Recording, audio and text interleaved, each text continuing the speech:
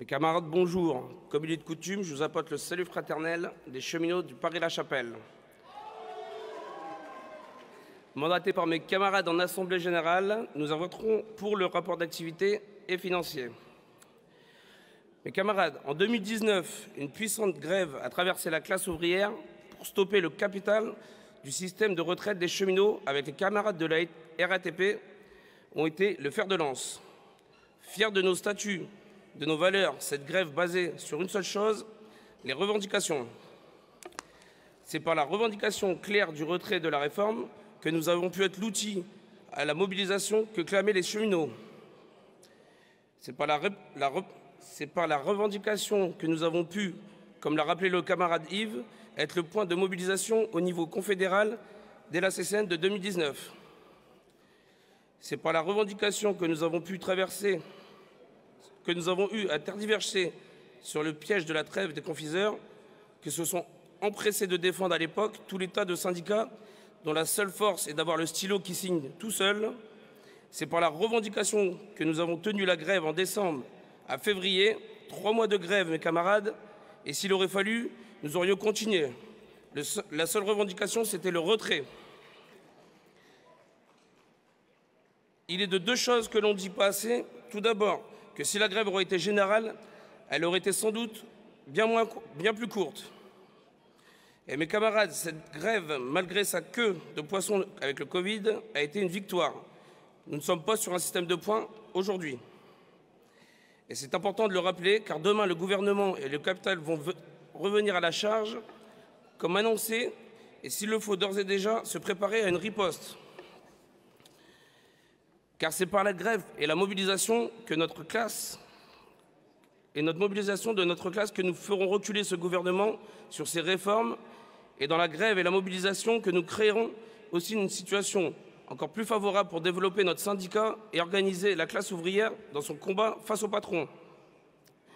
D'ailleurs, nos structures, que ce soit confédérale, l'Union départementale de Paris, ainsi que la Fédération, ont toujours été un soutien et ont permis à tous les syndicats cheminots de tenir dans la grève et dans les mobilisations.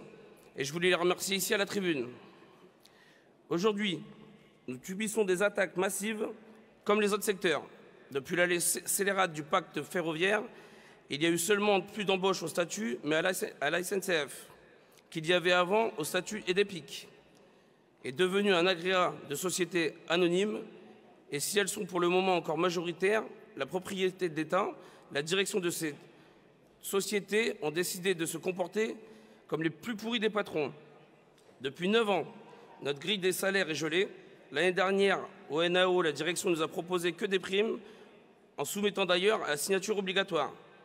Pendant ce temps, 3 organisations syndicales représentatives, SUD, CFDT et UNSA, ont signé des accords de branche qui détruisent notre système collectif de classification des métiers.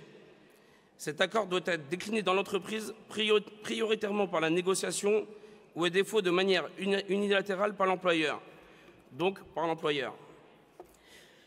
Comme dans d'autres branches, les secteurs privés, le capital s'acharne à cibler et à détruire les conquêtes ouvrières qui instaurent des droits collectifs pour enfermer les salariés dans un système individuel.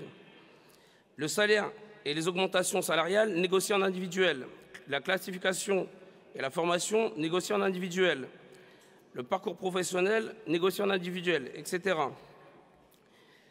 Toutes ces attaques et transformations n'ont qu'un seul but, préparer la concurrence.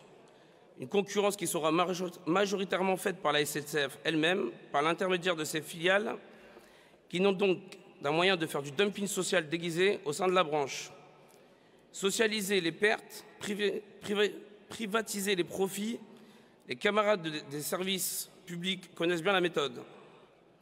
Je pourrais parler pendant des heures de ce vol programmé, mais j'ai que 7 minutes.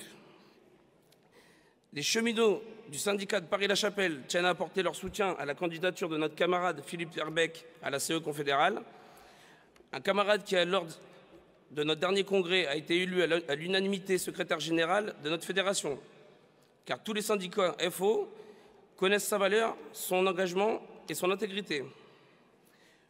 Pour terminer, comme je l'ai dit au début de mon intervention, et comme l'ont répété de nombreux intervenants, demain le gouvernement a prévu d'attaquer notre système de retraite. Eh bien qu'il vienne. Parce que quelle que soit la teneur de l'attaque, il trouvera, comme à chaque fois, les cheminots du syndicat de Paris-la-Chapelle sur son chemin, soutenus par nos structures. Nous serons prêts au combat et s'il faut s'organiser à nouveau la grève. Nous appellerons à la grève parce que c'est ça la lutte des classes, c'est la satisfaction des revendications comme seul but et le développement du rapport de force nécessaire. Vive la Fédération Ford ouvrière, vive la Confédération. Merci Madjine.